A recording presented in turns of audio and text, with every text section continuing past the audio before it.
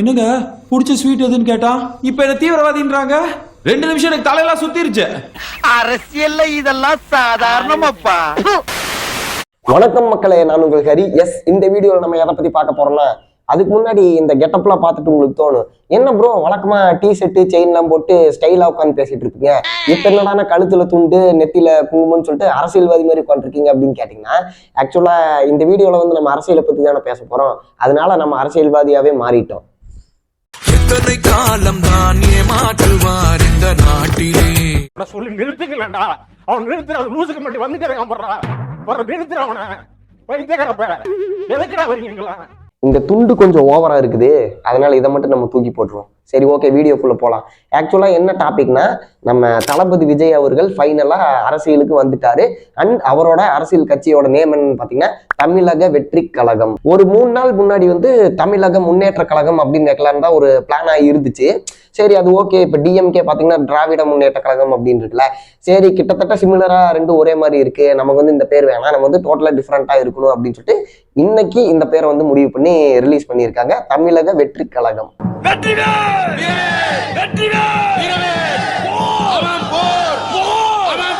இந்த தமிழக முன்னேற்ற கழகம்னு முன்னாடி வைக்கலான்னு பிளான் இருந்துச்சு, அதை வந்து மாத்திட்டாங்க அப்படின்னு சொன்னல. அது மாத்தினது வந்து ஒரு விதத்துல எவ்வளவோ நல்லது. நான் ஏன் சொல்றேன்னா, இப்ப திராவிட முன்னேற்ற கழகம் அப்படின்றது டிஎம்கே, இவங்க வந்து தமிழக முன்னேற்ற கழகம் டிஎம்கே அப்படின்னு வச்சிருந்தாங்கன்னா, ஓட்டு போடுறவன் நீ போயிட்டு டிஎம்கேக்கு ஓட்டு போட்டு வா அப்படின்னா டிஎம்கேக்கு போட்டுருவான், இல்ல டிஎம்கேக்கு ஓட் பண்ணிட்டு வா அப்படின்னா போயிட்டு டிஎம்கே பண்ணிட்டு வந்துருவான்.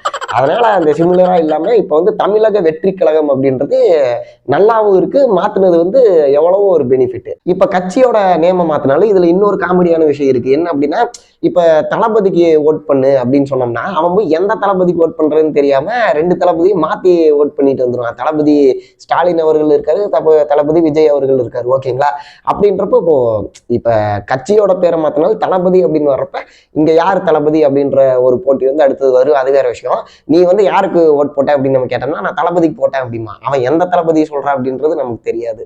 அவர்கிட்ட வாங்கின காசுக்கு ஏணி சின்னத்துல ஒரு குத்து, உங்ககிட்ட வாங்கின காசுக்கு தென்னை சின்னத்துல ஒரு குத்து, ஆக மொத்தம் 2 குத்துனே. 3வது குத்து நான் குத்தவா குத்துனே, உன் கையை தரோளமா குத்துனேன். என்னதான் தளபதி விஜய் அவர்கள் வந்து அரசியலுக்கு வர்றாரு அப்படின்ற விஷயம் வந்து எல்லாத்துக்குமே சந்தோஷமா இருந்தாலும், தளபதி ஃபேன்ஸுக்கும் சரி, நம்ம நியூட்ரல் ஃபேன்ஸ் எல்லாத்துக்குமே வந்து விஜய் சார் வந்து அரசியலுக்கு வர்றாரா, இனி வந்து அவர் வந்துட்டு என்னென்ன பண்ணுவாரு அப்படின்ற ஒரு இன்ட்ரெஸ்ட்டும் அவர் வந்து வர்றது சந்தோஷமாக இருந்தாலும், இதுல எல்லாத்துக்குமே சோகமான விஷயம் என்னன்னு பாத்தீங்கன்னா, அவர் வந்து சினிமால இருந்து நான் விலகிறேன், இனிமேல் வந்து படம் நடிக்க மாட்டேன் அப்படின்னு சொல்லி இருக்கிறாரு. அதுக்காக நீங்க அழுவ கூடாது. அதெல்லாம் ஒண்ணு இல்ல சார். இல்ல நீங்க அழுவுறீங்க. இல்ல சார். இல்ல கண்ணு கலங்குது. அழுவல சார். இல்ல வந்துடுச்சு. சாரி. சரி, இப்ப தளபதி அவர்கள் வந்து என்ன சொல்லியிருக்காரு அப்படின்னு பார்க்கலாம். தளபதினா விஜய் சாரை சொல்றேன். அவர் வந்து என்ன சொல்லியிருக்காருன்னா, இந்த ஒரு நோட்டீஸ் ஒன்று விட்டார்ல, அதுல வந்து இப்ப நாங்க வந்து அரசியலுக்கு வந்ததுக்கு அப்புறம் இந்த விஷயம்லாம் பண்ணுவேன் அப்படின்னு சொல்லிட்டு சொல்லியிருந்தாங்கல்ல, அதெல்லாம் என்னன்றதை நம்ம இப்ப பார்ப்போம். அந்த நோட்டீஸ்ல மேலேயே என்ன போட்டிருக்காங்க அப்படின்னு பாத்தீங்கன்னா, பிறப்புக்கும் எல்லா உயிருக்கும் அப்படின்னு போட்டிருக்காங்க. அப்படின்னா என்ன அர்த்தம்னு பாத்தீங்கன்னா, உலகத்துல இருக்க எல்லா உயிருக்கும் அப்படின்ற மாதிரி அர்த்தம் திருவள்ளுவர் சொன்னது. அதுக்கப்புறம் கீழே வந்து என்ன சொல்றாங்க அப்படின்னா, இப்ப வந்து விஜய் மக்கள் இயக்கம் இருக்குல்ல, அதுல இருந்து நாங்க வந்து பல வருஷமா பல நல்லது பண்ணிட்டு இருக்கோம் மக்களுக்கு. ஆனா அது வந்து ஜஸ்ட் ஒரு என்ஜிஓ தான், இதுல மட்டுமே பண்ணிட்டு இருக்கிறது வந்து பத்தாது, இங்க வந்து மாற்ற வேண்டியது வந்து நிறைய இருக்குது. ஆனா அதெல்லாம் மாத்தணும்னா ஒரு என்ஜிஓ மட்டும் பத்தாது, ஒரு அரசியல் பவர் வந்து பொலிட்டிக்கல் பவர் வந்து தேவை. ஸோ அதனால ஒரு என்ஜிஓவா இருந்து பண்றது நாங்க வந்து அரசியல் இதா மாதிரி பண்ணோம் அப்படின்னா எந்த அளவுக்கு இம்பாக்ட் இருக்குன்னு நினைச்சு பாருங்க. ஸோ இங்க மாற்ற வேண்டியது வந்து நிறைய இருக்குது. அதனால வந்து ஒரு அரசியல் பவர் வந்து வேணும். ஸோ இந்த என்ஜிஓவா இருக்கிறது ஒரு அரசியல் இதா மாறணும். மாறினதுக்கு அப்புறம் இங்க வந்து நிறைய மாற்றங்கள் நாங்க கொண்டு வரணும்னு ஆசைப்படுறோம் அப்படின்ற மாதிரி சொல்லியிருந்தாங்க. அதுக்கப்புறம் சொல்லியிருக்காங்க என்னன்னா, இப்ப இருக்க அரசியலை பத்தி உங்களுக்கே தெரியும், இப்ப இருக்க அரசியல் வந்து சரியில்லை, அது வந்து ஆர்கனைசேஷன் சரியில்லை, அவங்க வந்து கரப்ஷன் வந்து மேக்சிமம் இருக்கு. கரப்ஷன் அப்படின்னா எல்லாத்துலயுமே ஊழல் இருக்கு, எல்லாத்துக்குமே காசு அதிகமா வாங்கிட்டு இருக்காங்க. அப்புறம் வந்து இன்னொரு சைடு பாத்தீங்கன்னா, ஜாதி மதத்தை வச்சு ஒரு சில கட்சிகள் வந்து இது பண்ணிட்டு இருக்காங்க, அரசியல் பண்ணிட்டு இருக்கிறாங்க அப்படின்னு. இப்போ வந்து இதுல வந்து கரப்ஷன் மேக்சிமம் ஊழல் வந்து யார் பண்றானோ, ஜாதி மதத்தை வச்சு யார் அரசியல் பண்றா அப்படின்னு உங்களுக்கே தெரியும், நான் சொல்லணும்னு அவசியம் இல்லை. ஸோ வந்து இந்த இதெல்லாம் வந்து இருக்கக்கூடாதுன்னு நாங்க நினைக்கிறோம். அதாவது விஜய் சைட்ல இருந்து சொல்றாங்க என்னன்னா, இந்த இதெல்லாம் இருக்கக்கூடாது அப்படின்னு நாங்க நினைக்கிறோம். நாங்க வந்து நாளைக்கு அரசியல் வந்தோம் அப்படின்னா இந்த மாதிரி கரப்ஷன் ஊழல் இல்லாம, இந்த மாதிரி ஜாதி மதத்தை வச்சு பண்ணாம பிறப்புக்கும் எல்லா உயிருக்கும் உண்டான ஒரு அரசியலா எங்களுது வந்து இருக்கும் அப்படின்ற மாதிரி சொல்ல வர்றாங்க. அப்புறம் இன்னொரு விஷயம் என்ன சொன்னாங்கன்னா, இப்ப அரசியல் பண்ணிட்டு இருக்காங்க வந்து ஒரு சின்ன சின்ன விஷயம் கூட வந்து தப்பா இருக்குது. அந்த கிராஸ் இதுன்னு சொல்லுவாங்கல்ல, அடித்தட்ட இது கூட சின்ன சின்ன விஷயம் கூட வந்து தப்பா இருக்குது. இதெல்லாம் வந்து மாத்தணும். அண்ட் வந்து இப்ப நாங்க வந்து மாத்திட்டோம் இல்ல வந்து இப்பவே மாறுது அப்படின்னா இது வந்து இன்னைக்கு நாளைக்கு மட்டும் இல்ல, இன்னும் வந்து ஃபியூச்சர் ஃபுல்லாவே நம்ம மக்கள் வந்து சந்தோஷமா இருக்கணும், நம்ம மக்களுக்கு தேவையானது வந்து நம்ம பண்ணணும். அதாவது நாங்க வந்து இன்னைக்கு இது மாறணும், இன்னைக்கு இது நல்லா இருக்கணும் அப்படின்னு யோசிக்கல. ஃபியூச்சர்ல நீ எத்தனை வருஷம் ஆனாலும் இனிமேல் நம்ம தமிழ்நாடு அப்படின்றது வந்து சூப்பரா இருக்கணும், அதுக்கு தகுந்த எஃபர்ட்ஸ் வந்து நாங்க போடுவோம் அப்படின்ற மாதிரி சொல்லியிருந்தாங்க.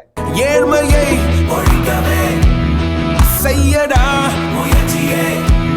அண்ட் இதெல்லாம் மென்ஷன் பண்ணிட்டு இன்னொரு விஷயம் சொல்றாங்க என்ன அப்படின்னா, இதெல்லாம் வந்து எங்களுக்காக கேட்கல, அதாவது எங்களோட ஒரு வேண்டுகோள் தான், பட் வந்து இதெல்லாம் எங்களுக்காக கேட்கல, நம்ம எல்லாத்துக்காக தான், அதாவது மக்களுக்கும் சேர்த்து தான் கேட்கறோம். அதாவது மக்கள் வந்து என்ன சொல்ல வர்றாங்களோ அதை தான் நாங்கள் சொல்லியிருக்கோம். இது வந்து பெர்சனலாக எங்கள் அரசியல் கட்சி மட்டும் இதெல்லாம் வேணும் வேண்டாம் அப்படின்றது சொல்லலை, இது மக்கள் சார்பில் இருந்து மக்கள் கேட்குற மாதிரி தான், மக்களுக்காக தான் நாங்கள் கேட்குறோம் அப்படின்னு மென்ஷன் பண்ணியிருந்தாங்க. அப்புறம் அவர் மென்ஷன் பண்ண விஷயம் என்னன்னு பார்த்தீங்கன்னா, என்னோட அப்பா அம்மாவுக்கு அப்புறம் எனக்கு வந்து பேரும் புகழும் கொடுத்தது நம்ம மக்கள் தான், அவங்க வந்து எவ்வளவு நல்லது என்னால செய்ய முடியுமோ அவ்வளவு நான் வந்து பண்றேன் அப்படின்னு சொல்லிட்டு எண்ணி துணிக கருமம் அப்படின்னு சொல்லியிருந்தாரு. அப்படின்னா என்னன்னு பாத்தீங்கன்னா, அதாவது ஒரு விஷயம் பண்ணணும் அப்படின்னு முடிவு பண்ணிட்டோம்னா நம்ம வந்து அதை பண்ணி முடிச்சிடணும், இறங்கிடணும் அப்படின்ற மாதிரி அர்த்தம். ஒரு வாட்டி முடிவு பண்ணிட்டேன்னா என் பேச்சை நானே கேட்க மாட்டேன். ஸோ இப்போ தமிழக வெற்றி கழகம் அப்படின்ற பேரில் நாங்கள் அரசியல் வந்து ரொம்பவே நல்லது பண்ணுவோம், இந்த பேரில் தான் இன்னைக்கு போயிட்டு நாங்கள் ரெஜிஸ்டர் பண்ண போகிறோம், அண்ட் வந்து இதை வந்து உங்களோட ஷேர் பண்ணணும்னு தோணுச்சு அப்படின்னு சொல்லிட்டு தான் அந்த நோட்டீஸ் ரிலீஸ் பண்ணேன் அப்படின்ற மாதிரி மென்ஷன் பண்ணியிருந்தாங்க. அடுத்து வரப்போகிற சிஎம் எலெக்ஷனில், அதாவது 2026 சிஎம் எலெக்ஷனில் நாங்கள் வந்து ஜெயிச்சு மக்களுக்கு தேவைப்படுற அடிப்படை அரசியலை வந்து கொண்டு வருவோம், அதாவது அந்த கிராஸ் ரூட் பேசிக் சேஞ்சை வந்து நாங்கள் கொண்டு வரக்கு வந்து ட்ரை பண்ணிட்டு இருக்கோம், அதுதான் எங்களோட கோலாவே இருக்கு அப்படின்ற மாதிரி சொல்லியிருந்தாங்க. இன்னும் 2 மாசத்துல வந்து பிஎம் எலெக்ஷன் வருது, அதாவது எம்பி வந்து பிஎம் போஸ்ட்டுக்கு போட்டி போடுற எலெக்ஷன் வந்து வருது. அதுல வந்து என்ன ஆகுதுன்னா, அந்த எம்பி எலெக்ஷன் முடிஞ்சதுக்கு அப்புறம் எங்களோட கட்சியோட லோகோ கொடி அப்புறம் வந்து நாங்க என்னென்ன கோட்பாடுகள் வச்சிருக்கோம் அப்படின்றத அறிவிப்போம் அப்படின்ற மாதிரி இப்ப சொல்லியிருக்காங்க. அப்ப இந்த 2 மாசத்துல வந்து என்ன பண்ணுவாங்க அப்படின்னு பாத்தீங்கன்னா, நாங்க வந்து இந்த எங்களோட பார்ட்டி இது வந்து ரெடி பண்ணணும் அப்படின்ற மாதிரி சொல்லியிருக்காங்க. அதாவது சின்னதுல இருந்து பெருசு வரைக்கும் எங்களோட பார்ட்டி இது வந்து கட்டி முடிக்கணும், அப்பதான் வந்து எப்படிதான் ஃபியூச்சர்ல கண்டிப்பா தேவைப்படும், ஸோ எங்கெங்க வேணுமோ அதில் வந்து பார்ட்டி இதெல்லாம் வந்து நாங்க கட்டி முடிக்கணும் அப்படின்ற மாதிரி மென்ஷன் பண்ணியிருந்தாரு. அப்புறம் கூடவே சொன்ன இன்னொரு விஷயம் என்னன்னு பாத்தீங்கன்னா, இப்ப வரப்போற எம்பி எலெக்ஷன்ல நாங்க வந்து யாருக்கும் ஃபேவராகவும் நிக்க போறதும் கிடையாது, இவங்களுக்கு தான் சப்போர்ட் பண்றோம் அப்படின்னு எந்த விஷயமும் கிடையாது அப்படின்றதையும் தெளிவா சொல்லியிருந்தாரு. அப்புறம் அவர் சொன்னது என்னன்னா, இந்த அரசியல் அப்படின்றது பாத்தீங்கன்னா எனக்கு வந்து ஒரு வேட்கை மாதிரி அப்படின்ற மாதிரி சொல்லுங்க. வேட்கை அப்படின்னு பாத்தீங்கன்னா ஒரு வெறி, எனக்கு வந்து இதுதான் அல்டிமேட் கோல் அப்படின்னு சொல்லுவோம்ல, அந்த இது மாதிரி இந்த அரசியல் தான் வந்து எனக்கு வேட்கை அப்படின்னு சொல்லிட்டு இதுக்காக வந்து நான் ரொம்ப வருஷமா வந்து ப்ரிப்பேர் ஆகியிருக்கேன், நிறைய சீனியர்ஸ் கிட்ட எல்லாம் வந்து இதை பத்தி கேட்டு நிறைய விஷயங்கள் வந்து தெரிஞ்சு வச்சிருக்கிறேன். அதனால இந்த அரசியல் என்னை பொறுத்தளவுக்கு என்ன அப்படின்னா, இங்க வந்து ஒரு நல்ல கவர்மெண்ட் வரணும், அதாவது ஒரு ஊழல் இல்லாம ஒரு ஜாதி மதம் இல்லாம அரசியல் பண்ணணும், மக்களுக்கு தேவையான அடிப்படை அரசியல் வந்து பண்ணணும், மக்கள் வந்து சந்தோஷமா இருக்கணும் அப்படின்றதுதான் என்னோட இது. அதனால நான் இந்த அரசியல் ஜெயிக்கணும், இந்த அரசியலுக்கு வரணும் அப்படின்றது ஒரு வேட்கையா நான் வச்சிருக்கேன், அதாவது ஒரு அல்டிமேட் கோலா வச்சிருக்கேன் அப்படின்ற மாதிரி சொல்லியிருந்தாரு. இதெல்லாம் சொன்னது கூடவே இந்த சினிமா விஷயத்தை வந்து மென்ஷன் பண்றாரு. என்ன அப்படின்னா, இப்ப சினிமாவில் வந்து நான் இதுக்கப்புறம் ஒரு 2 படங்கள் வந்து கமிட் ஆகியிருக்கேன், அந்த படத்தை வந்து நடிச்சு முடிச்சிருவேன், அந்த படம் ரிலீஸ் ஆயிரும், அந்த 2 படத்துக்கு அப்புறம் நான் வந்து சினிமாக்கு பாய் பாய் சொல்லிடுவேன், சினிமா விட்டு விலகிடுவேன், இந்த மாதிரி டோட்டலா அரசியலுக்கு வந்துடுவேன் அப்படின்ற மாதிரி சொல்லியிருந்தாரு. சொன்னதுக்கப்புறம் கீழே வந்து இப்படிக்கு உங்கள் விஜய் அப்படின்னு போட்டு சி விஜய் அப்படின்னு சொல்லிட்டு சைன் பண்ணியிருந்தாரு. சீனா அவங்க அப்பா சந்திரசேகர் சி விஜய் அப்படின்னு சொல்லிட்டு சைன் பண்ணியிருந்தாரு. நான் மத்தியானம் நியூஸ் பார்க்குறப்ப அங்கே வந்து ஒரு விஷயம் சொல்லியிருந்தாங்க, அது வந்து ஒரு மாதிரி இன்ட்ரெஸ்டிங்காக இருந்துச்சு. என்னன்னு பார்த்தீங்கன்னா, இப்போ டிவிகே அப்படின்றது தமிழக வெற்றி கழகம்னு ஒரு சைடு இருந்தாலும் தமிழக விஜய் கழகம் அப்படின்னு ஒரு இது வருது, அந்த வீன்றது விஜய் மென்ஷன் பண்ற மாதிரி வச்சிருக்கலாம் அப்படின்னு சொல்லிட்டு நியூஸ்லயே சொன்னாங்க. இதை வந்து நம்ம யோசிச்சு பார்த்தோம்னா இது ஆமா கரெக்ட் தானே அப்படின்னு மாதிரி இருக்கு. ஏன்னா இப்ப தமிழக வெற்றி கழகம் அப்படின்னாலும் டிவிக்கே தான், தமிழக விஜய் கழகம் அப்படின்னாலும் டிவிக்கே தான் வருது.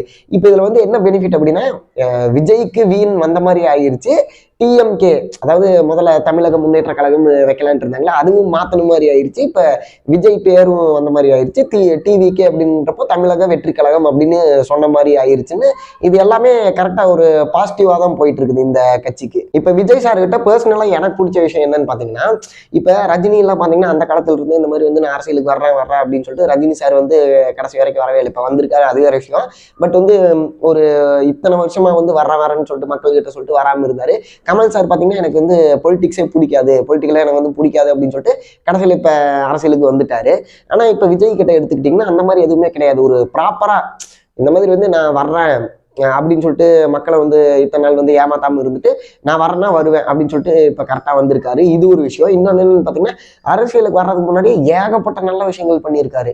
இந்த மாதிரி நீட் அனிதா இறந்தப்போ போய் பார்த்ததாகட்டும், இந்த அண்ணா ஹசாரே ப்ரொட்டஸ்ட் அப்போ இவரு போனதாகட்டும், ஏகப்பட்ட விஷயம். இந்த மாதிரி வந்து அதாவது இதெல்லாம் ஒரு பண்ணும்போதே பார்க்கும்போது நமக்கு என்ன தோணும் அப்படின்னா, ஓகே இவர் வந்து நாளைக்கு அரசியல் வந்தால் நல்லா இருக்குமே, இவர் வந்து அரசியல் இல்லாமல் இவ்வளோ விஷயம் பண்ணுறாரு.